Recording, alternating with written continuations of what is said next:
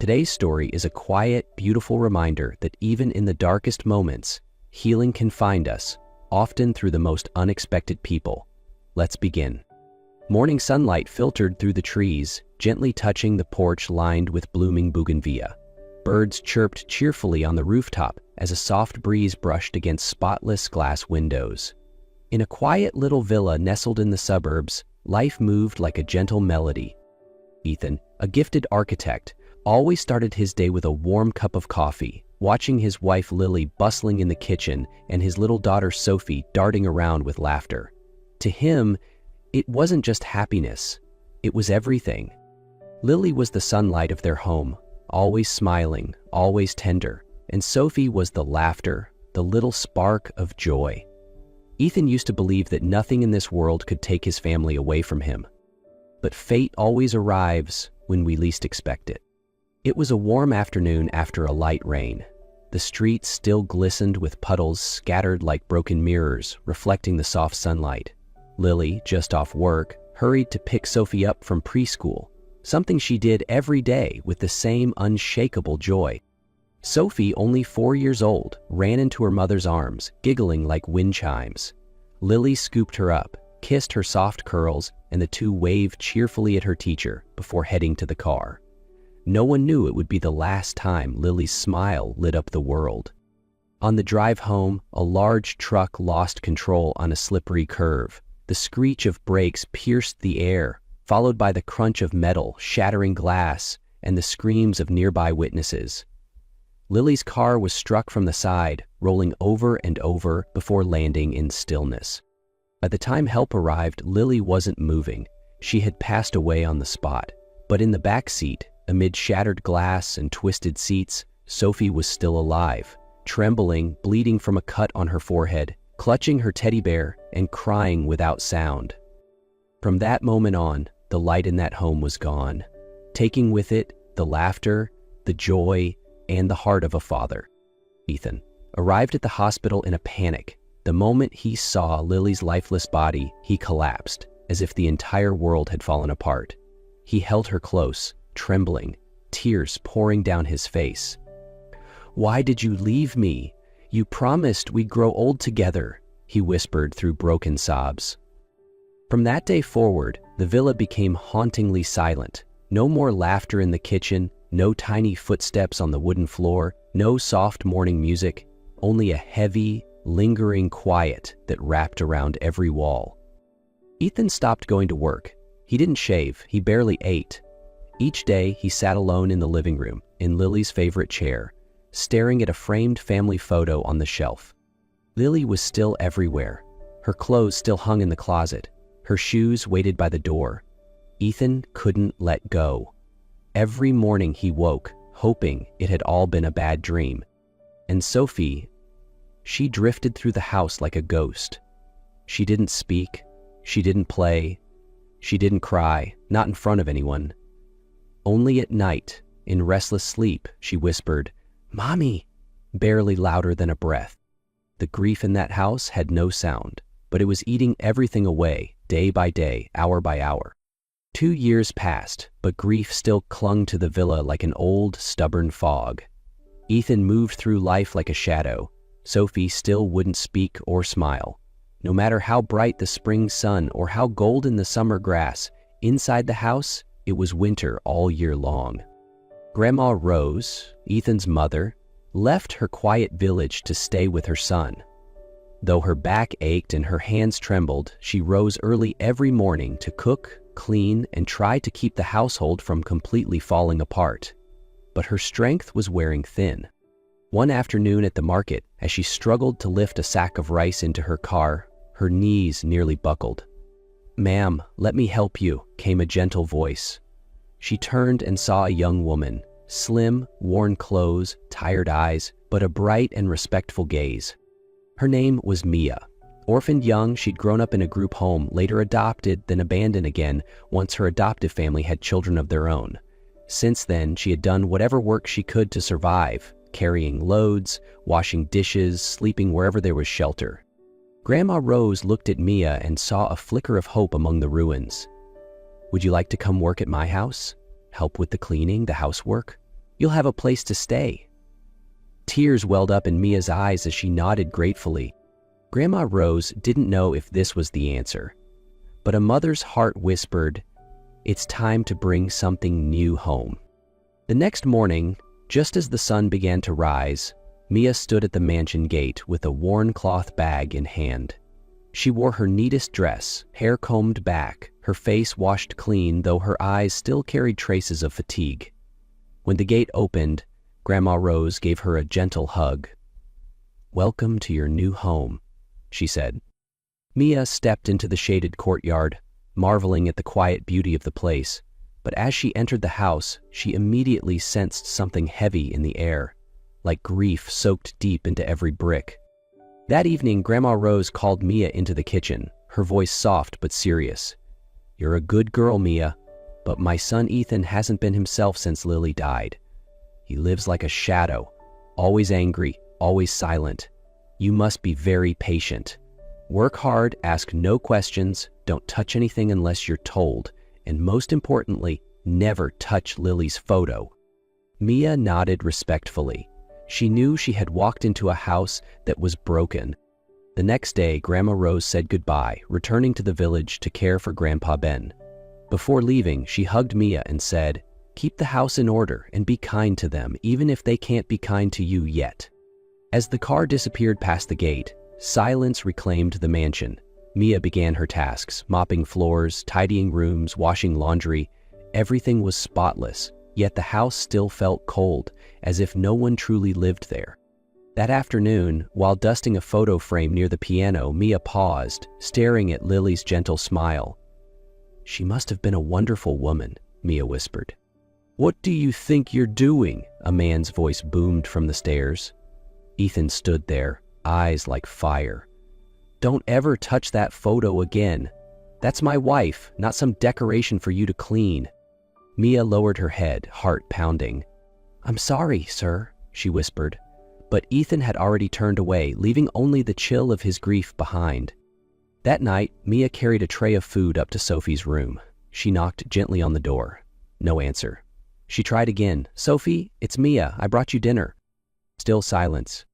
Mia slowly opened the door. The room was dim, the curtains tightly drawn. Sophie sat curled in the corner of her bed, clutching her teddy bear, her empty gaze fixed on nothing. Mia walked quietly to her, kneeling beside her. "You don't have to say anything if you're not ready, but I'll be here," she said softly. She placed the food tray on the bed and tried to smile. "I made carrot soup, your favorite." Sophie didn't look. A second later, she suddenly pushed the tray off the bed. The bowl shattered, soup spilling across the carpet. Mia gasped, but she didn't yell. She simply bent down, picked up each piece of broken bowl, and wiped the spill. "It's okay, I'll clean this. I'll bring dinner again tomorrow. I won't give up." That night, when the house was quiet, Mia returned, with a little stool and an old storybook. She sat beside Sophie's bed and asked gently, "May I tell you a story?" Sophie didn't respond, but she didn't turn away either. So Mia began, her voice warm, gentle, slow. She told a tale about a little girl named Amira, who had no friends until a butterfly landed on her shoulder and changed everything. Mia used her hands, changed voices, even made silly sounds to make Sophie smile. Sophie didn't laugh, but she didn't look away. The next night, Mia returned, and the night after that, she told stories of singing lions, little birds who couldn't fly but still became queens of the sky. After each one, she softly sang lullabies, tunes she remembered from the orphanage. She didn't know that just beyond the cracked doorway, Ethan had started standing there, silently listening. The full moon cast its gentle glow through the window, lighting the small room where Sophie lay silent, hugging her teddy bear. Tonight, Mia didn't bring a book. She sat on the little stool, looking at Sophie with soft, kind eyes. "Tonight," she said quietly, "I want to tell you a different story, not a fairy tale, my story." Slowly, Sophie turned her head, eyes wide, listening in silence. "I don't know who my parents are," Mia began, her voice trembling slightly. "When I was a baby, I was left at the steps of an orphanage. No name, no note. The name Mia was given to me by a kind woman who worked there. She spoke of life in the orphanage, the cold nights, the hunger, the joy of sharing toys with other children.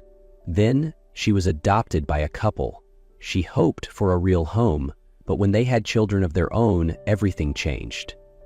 They threw her out like she had never mattered. I slept in markets, worked just to eat, until I met Grandma Rose. Sophie blinked rapidly. She didn't cry, until Mia whispered, "But you, Sophie, you had a mommy who hugged you, who told you stories. You have a daddy, you have grandparents, you are not alone." Sophie suddenly sat up, lips quivering. Then, without a word, she threw her tiny arms around Mia, tears streaming like a long-held storm finally breaking. "I miss my mommy," she choked, her voice, after 2 years, finally breaking the silence. Outside the door, Ethan stood frozen, his heart clenched and then softened in a way it hadn't in years. His daughter had finally spoken. Ever since Sophie spoke again, the mansion felt warm for the first time in years. Laughter began to replace the silence. Every morning, Sophie rushed into the kitchen to hug Mia tightly. At night, she refused to sleep unless Mia told her a story. Ethan watched quietly from a distance, offering silent gratitude, and, occasionally, the corner of his mouth lifted into a smile. They were small smiles, fleeting, but they were the first cracks in the wall he had built around himself for 2 years. Mia never tried to force joy. She simply cared for Sophie, kept the house gentle, and was quietly present, as if she had always belonged. One day, Ethan caught Mia placing a bright red maple branch into an old vase that once belonged to Lily. He nearly scolded her, but stopped. The way she handled the vase, with such reverence, the way she placed it like honoring a memory, not replacing it, it stirred something in him. From that moment, Ethan began to notice more. The soft giggles Sophie shared with Mia, the gentle way Mia untangled his daughter's messy hair, the tenderness in her eyes that looked like a mother's. That afternoon, maple leaves danced across the backyard. Sophie sat beneath the tall tree, crayons scattered, tongue peeking out as she drew. When Mia stepped outside with a towel in hand, Sophie quickly hid her paper. "Mia!" she called out. Mia bent down, smiling. "What is it, princess?" Sophie held out the drawing. "Look, I drew our family. 3 stick figures. One tall, one small, one with long hair. Underneath, she had written, Daddy, me, Mia. Around them, a bright red heart." Before Mia could speak, Sophie asked softly, "Will you marry my daddy?" Mia froze. "What?" she whispered. At that moment, Ethan stepped onto the porch to take a phone call, but stopped, hearing the question. "I want you to be my mommy," Sophie said. "You make Daddy smile again. You make me feel safe. You two fit, like puzzle pieces."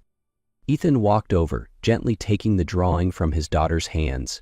He stared at the names, the heart, the hope etched by a child's love. Sophie looked up and whispered, "I just want a family one more time." Ethan didn't say a word. He simply knelt beside her, pulled her close, and held her tight, as if he was holding the last missing piece of his soul. A few days later, Ethan came home earlier than usual. He stepped into the kitchen, where Mia was quietly washing dishes. "Mia," he said softly, his voice deep but gentle. She turned, slightly startled. "Yes, sir?" "Get ready, please. The 3 of us are going out tonight." "Out? Really?" Mia asked, surprised. Ethan smiled with a hint of mystery. "It's a special evening." That night, Mia walked down the stairs in a soft, pale blue dress Grandma Rose had once given her. Her hair was neatly pinned, a few curls falling gently around her cheeks. When Ethan saw her, he froze for a second. "You look beautiful," he said, quietly. Mia blushed. "Thank you." "No more sir," he smiled. "Just call me Ethan." Sophie squealed. "Where are we going? Will there be ice cream?" The 3 of them arrived at a cozy garden restaurant filled with twinkling lights. A table had been reserved just for them, complete with Sophie's favorite mango juice. They laughed, played napkin games, and shared silly stories under the golden glow of lanterns. But when dessert was served, Ethan stood up and knelt beside Mia. Mia's eyes widened, and Sophie shouted, "Daddy, propose!" Ethan took Mia's hand, his gaze deep and sincere. "Mia, you came into our lives like a miracle. You healed my daughter's heart, and mine too. I never thought I could smile again. Not truly, until I saw Sophie laugh because of you. I know you've been through pain, but if you'll let me, I want to give you a new life, a real family, a home that will never leave you behind again." He opened a small velvet box. Inside was a simple, elegant ring. "Mia, will you marry me?" 1 month later, the once silent, cold villa bloomed in white and gold. Bougainvillea spilled over the porch. Soft music floated in the morning sun. Mia stood beside Ethan, hand in hand, with little Sophie between them as the sweetest flower girl. All eyes were on them as the priest read the vows. Ethan slipped the ring onto Mia's finger and kissed her softly, to the cheer of the guests. Sophie shouted, "Daddy, kiss her again!" making everyone laugh. Grandma Rose wiped her tears. Grandpa Ben held her hand tightly. They looked at their son, once shattered, now whole again, and more. The next day, Sophie wore her crisp new school uniform, her hair neatly tied, one hand tightly holding Mia's. "Nervous?" Mia asked. Sophie nodded. "Yes, but excited. I want to tell my friends everything." Ethan stood by the car, smiling. "My little princess is growing up." As Sophie walked into school, Mia stood at the gate, pride shimmering in her eyes. Ethan came beside her and whispered, "Thank you for believing and staying." That afternoon, Mia sat under the maple tree in the yard, watching Sophie draw with white chalk on the pavement. Sophie pulled out her crayons again and carefully drew one more figure above the heart. A woman, with long flowing hair, soft white wings, and a gentle smile. "That's Mommy," Sophie whispered as Mia sat beside her. "She's not here anymore, but she's watching us from the sky." Mia wrapped her arms around the little girl, tears quietly falling. Ethan walked over, knelt beside them, and looked at the drawing. He gently nodded. On that paper now was a complete family, whole and full of love, even if one heart lived in heaven. The house that once fell apart no longer echoed with silence. It held laughter, love, and a light that would never fade. And on the paper Sophie held tight, the sunlight touched the wings of her angel mother. A quiet reminder that love, once true, never really leaves. If this story touched your heart even just a little, don't forget to like, share, and subscribe to Noah's Stories. Sometimes all it takes is one act of kindness, one voice, or one little drawing to bring a broken family back to life. What did you feel when Sophie drew her angel mom? Let me know in the comments below. I'd love to hear your thoughts. Until next time, stay kind, stay open, and stay close to the light.